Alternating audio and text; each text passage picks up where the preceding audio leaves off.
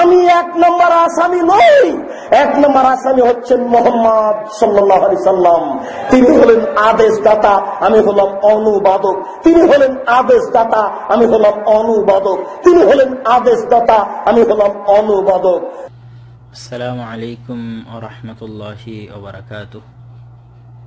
আলহামদুলিল্লাহি ওয়াহদাহু ওয়াসসালাতু ওয়াসসালামু আলা মান লা নাবিয়্যা বা'দাহু। আম্মা বা'দ, ফাআউযু বিল্লাহি মিনাশ শাইতানির রাজীম। বিসমিল্লাহির রহমানির রহিম। প্রশংসা আল্লাহ সুবহানাহু ওয়া তাআলার জন্য, শান্তি অবতীর্ণ হোক মুহাম্মদ সাল্লাল্লাহু আলাইহি ওয়াসাল্লামের প্রতি। সম্মানিত দ্বীনী ভাই ও বোনেরা, আজকের আমি সাধারণত লাইভে আসি না, তবে আজকে জরুরি কারণে লাইভে আসলাম। আপনারা সকলেই যারা অনলাইনে সংযুক্ত আছেন তারা জানেন যে আমার শ্রদ্ধেয় পিতা আপনাদের সুপরিচিত এবং আপনারা সকলেই অন্তর থেকে তার জন্য ভালোবাসা এবং দোয়া রাখেন, শেখ আব্দুর রাজ্জাক বিন ইউসুফ।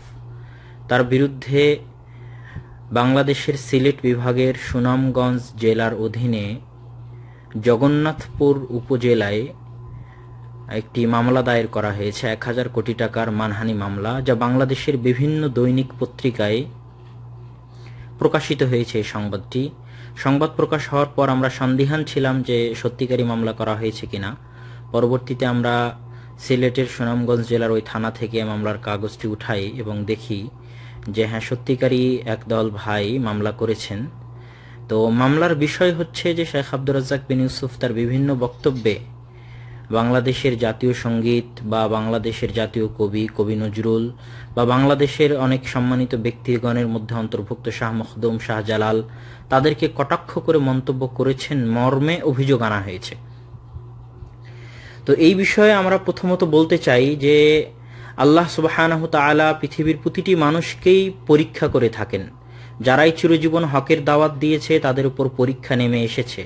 ইব্রাহিম আলাইহিস সালাতু ওয়াস সালাম থেকে নিয়ে শুরু করে আজ অবধি পর্যন্ত প্রত্যেক যারা হকের দাওয়াত নিয়ে মানব সমাজে গেছেন তাদের বিরুদ্ধে মিথ্যা অভিযোগ, মিথ্যা মামলা, অত্যাচার, জুলুম, নির্যাতন তাদের উপর নেমে এসেছে। তেমনিভাবে সেই ধারা অব্যাহত রেখে ইব্রাহিম আলাইহিস সালাম, ইউসুফ আলাইহিস সালাম, আমাদের প্রিয় নবী হযরত মুহাম্মদ সাল্লাল্লাহু আলাইহি ওয়াসাল্লাম, ঠিক তেমনি মুসা আলাইহিস সালাতু ওয়াস সালামের উপর ফিরআউনের অত্যাচার, নির্যাতন, এই ধারাকে অব্যাহত রেখে আজকেও শেখ আব্দুর রাজ্জাক বিন ইউসুফের উপরে যে মিথ্যা মামলাটি আনা হয়েছে তা সেই ধারারই একটি আমরা মনে করি যে ধারাবাহিকতা। তো এতে ভয় পাওয়ার কিছু নেই, এতে আশঙ্কার কিছু নেই, চিন্তার কিছু নেই। আল্লাহ সুবহানাহু তাআলা আমাদেরকে হেফাজত করবেন এবং আমাদেরকে তিনি যেন সত্যের দাওয়াত পৌঁছে যাওয়ার তৌফিক দান করেন, এটাই আমরা চাই।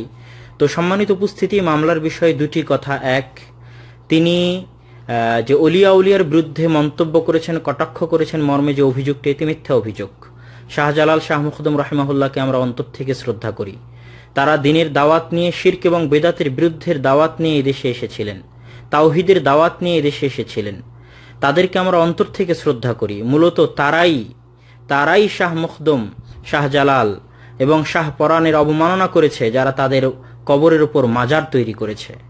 মূলত তারাই শাহ মখদুম এবং শাহ জালালকে মানহানি করেছে, যারা তাদের তাওহীদের দাওয়াতের বিপরীতে শিরকের দাওয়াত নিয়ে মানুষকে কবর পূজার দিকে আহ্বান করেছে। সুতরাং মানহানি শেখ আব্দুর রাজ্জাক বিন ইউসুফ করেননি, তারাই করেছে যারা শাহ জালাল এবং শাহ মখদুমের দাওয়াতের সেই মূল বিষয়টি বুঝতে পারেনি। যেখানে একমাত্র সিজদা হবে আল্লাহ সুবহানাহু তাআলার জন্য, সেখানে তারা মানুষকে শাহ জালাল এবং শাহ মখদুমের কবরে সিজদা দেওয়ার জন্য ডেকেছে। আর তিনি যে হাদিসটি পড়েছেন যে শাহ মখদুম এবং শাহ জালালের কবরকে ভেঙে দিতে হবে, এই হাদিসটি আল্লাহ রাসূলের হাদিস, সহিহ মুসলিমের হাদিস। আল্লাহ রাসূল সাল্লাল্লাহু আলাইহি ওয়াসাল্লাম আলী রাদিয়াল্লাহু তাআলা আনহুকে বলতেছেন যে তুমি কোনো উঁচু কবর দেখলে সেটা সমান করে দিবে। তিনি তো হাদিসের অনুবাদক মাত্র। সুতরাং যদি মানহানি মামলা করা হয় এই হাদিসের অনুবাদের জন্য, তাহলে মূলত এই মামলা রাসূল সাল্লাল্লাহু আলাইহি ওয়াসাল্লামের বিরুদ্ধে করা মামলা, তাহলে এই মামলা মূলত সহিহ হাদিসের বিরুদ্ধে করা মামলা। সুতরাং সম্মানিত উপস্থিতি, তিনি সেই বক্তব্যে শাহ জালাল, শাহ মখদুম, শাহ পরাণ কারই অবমাননা করেননি, তিনি তাদেরকে সম্মান করেন। তিনি শুধু এতটুকুই দাবি জানিয়েছেন যে তাদের এই কবর এবং মাজারকে ভিত্তি করে যারা আজকে ব্যবসা করতেছে এবং মানুষকে শিরকের দিকে ডাকতেছে এবং স্বয়ং শাহ জালাল এবং শাহ পরাণের যে দাওয়াত, সেই দাওয়াতের বিরুদ্ধে মানুষকে আহ্বান করতেছে, তাদের এই অপকর্মগুলো বন্ধ করা হোক, এটাই ছিল তার দাবি। আর তিনি হাদিসের অনুবাদ করেছেন, অনুবাদক মাত্র। ঠিক তেমনি রবীন্দ্রনাথ ঠাকুরের যে কবিতা, জাতীয় সঙ্গীত, এই বিষয়ে তিনি যদিও বেশি ব্যাখ্যায় যাননি, আমি একটু ব্যাখ্যা সহ বলতে চাই যে বঙ্গভঙ্গ হয় 1905 সালে। বঙ্গভঙ্গের ইতিহাস যারা জানেন না তারা অবশ্যই অনলাইনে সার্চ দিয়ে, গুগলে সার্চ দিয়ে পড়তে পারেন যে বঙ্গভঙ্গ হয় 1905 সালে। এই 1905 সালে বঙ্গভঙ্গ মুসলমানদের অন্তরের দাবি ছিল। পূর্ববঙ্গ এবং পশ্চিমবঙ্গ, পূর্ববঙ্গ তথা আজকের বাংলাদেশ, আর পশ্চিমবঙ্গ আজকের ভারতের পশ্চিমবঙ্গ, তৎকালীন রাজধানী ছিল কলকাতা এবং আজকেও রাজধানী কলকাতা। তো সেই সময় পূর্ববঙ্গের মুসলমানদের কোনো উন্নতি ছিল না, কোনো উন্নত মানের শিক্ষা ব্যবস্থা ছিল না, কোনো কলেজ, মাত্র হাতে গোনা কয়েকটা কলেজ ছিল সারা বাংলাদেশে, আর বিশ্ববিদ্যালয়ের কোনো অস্তিত্বই ছিল না। সেই অনুন্নত পূর্ববঙ্গকে উন্নত করার জন্য পশ্চিমবঙ্গের বাবু দাদারা, জমিদারেরা পূর্ববঙ্গের টাকা পয়সা, ধন সম্পত্তি নিয়ে গিয়ে পশ্চিমবঙ্গকে উন্নত করত, কলকাতাকে উন্নত করত, আর পূর্ববঙ্গের মুসলমানেরা অসহায় হয়ে থাকত।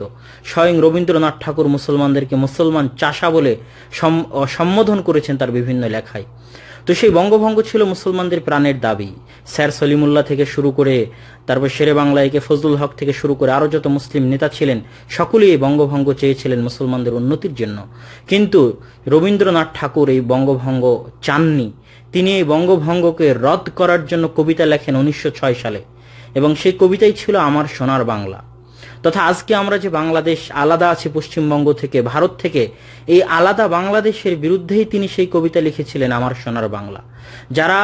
যারা এই ইতিহাস জানে না, শুধু তাই নয়, যখন রবীন্দ্রনাথ ঠাকুর সহ আরো অনেকের আন্দোলনের কারণে, বিদ্রোহের কারণে বঙ্গভঙ্গ যখন বন্ধ করা হলো, রদ করা হলো, তখন বাংলাদেশের মুসলমান নেতারা, মুসলিম নেতারা ব্রিটিশদের কাছে নিজেদের অসন্তুষ্টি প্রকাশ করলো যে আজকে যে বঙ্গভঙ্গ রদ করলেন এতে মুসলমানদের ক্ষতি হবে। তখন ব্রিটিশরা মুসলমানদেরকে শান্ত করার জন্য ঢাকায় একটি বিশ্ববিদ্যালয় তৈরি করার পরিকল্পনা পেশ করে।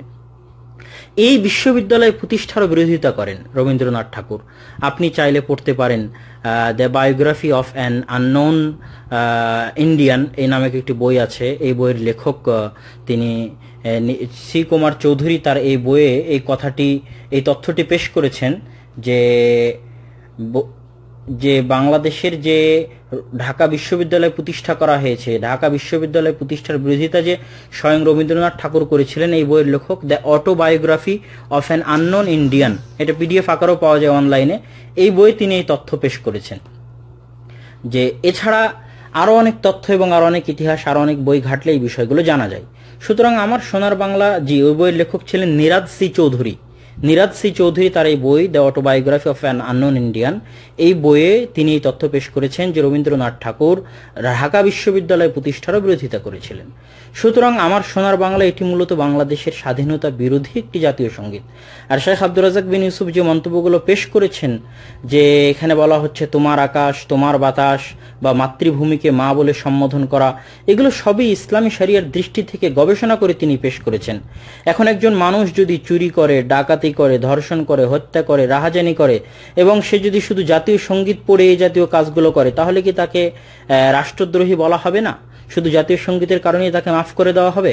আর একজন মানুষ যিনি চিরজীবন এই দেশের নিয়ম কানুনকে মেনে এসেছেন, এদেশের শিক্ষার উন্নয়নের চেষ্টা করেছেন, সন্ত্রাস এবং জঙ্গিবাদের বিরুদ্ধে বলিষ্ঠ ভূমিকা রেখেছেন বক্তব্যের মাধ্যমে, কলমের মাধ্যমে, প্রতিষ্ঠা করার মাধ্যমে, শুধু জাতীয় সঙ্গীতের মতো একটি ছোট্ট ছুতো এই অভিযোগ তুলে তাকে রাষ্ট্রদ্রোহী প্রমাণ করার চেষ্টা করা একটি অন্যায় ষড়যন্ত্র পরিকল্পনার অংশ মাত্র। সুতরাং সম্মানিত উপস্থিতি, আমরা বলতে চাই যে তৃতীয় যে অভিযোগটি পেশ করা হয়েছে যে কবি নজরুলকে তিনি কটাক্ষ করে মন্তব্য করেছেন। কবি নজরুলের একটি কবিতা আছে, মসজিদেরই পাশে আমায় কবর দিও ভাই। এই কবিতাতে কবি নজরুল এই কবিতায় কয়েকটা বাক্যে বলেছেন। এক বাক্যে বলেছেন মসজিদের পাশে কবর দিলে তিনি কবর থেকে আজান শুনতে পাবেন। আর এক বাক্যে বলেছেন মসজিদের পাশে কবর দেওয়ার কারণে তার কবরের আযাব মাফ হয়ে যাবে। সম্মানিত বিষয় উপস্থিতি, সবগুলোই হচ্ছে ইসলামী শরিয়া বিরোধী কথা। আল্লাহ সুবহানাহু ওয়া তাআলা স্বয়ং কোরআনে বলেছেন, ইন্নাকা লা তুসমিউল মাউতা, হে আল্লাহ রাসূল, আপনি মৃত ব্যক্তিকে শোনাতে পারবেন না। সেখানে কবি নজরুলের এই মন্তব্য যে মসজিদের পাশে কবর দিলে তিনি মসজিদে বসে আজান শুনতে পাবেন, এটা ইসলামী শরিয়া বিরোধী কথা। ইসলাম এর প্রমাণ করে না যে কবরে কেউ থাকলে সে জীবিত ব্যক্তির কথা শুনতে পাবে। ঠিক তেমনি কবরের পাশে কবর দিলে কারো কবরের আযাব মাফ হবে, এটাও নয়। এই জন্য শাইখ আব্দুর রাজ্জাক বিন ইউসুফ বলেছেন যে যদি কাবা ঘরের নিচেও তোমার কবর হয় তবুও তোমার কবরের আযাব মাফ হবে না, কেননা কবরের আযাব কোনো স্থানের সাথে সম্পৃক্ত নয়, বরং কবরের আযাব হচ্ছে মানুষের আমলের সাথে সম্পৃক্ত। যদি কবি নজরুল সৎ আমল করে যান তাহলে তার কবরের আযাব মাফ হবে, যদি সৎ আমল না করে থাকেন তাহলে তার কবরের আযাব মাফ হবে না।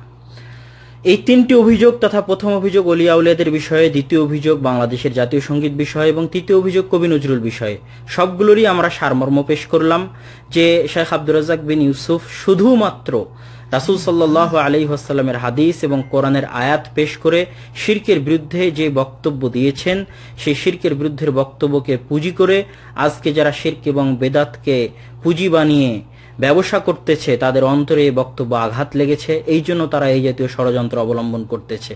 দিনী ভাইদের প্রতি আমার অনুরোধ থাকবে যে আপনারা হতাশ হবেন না, আপনারা কারো প্রতি রাগান্বিত হবেন না এবং কাউকে বিদ্বেষমূলক কোনো মন্তব্যও করবেন না।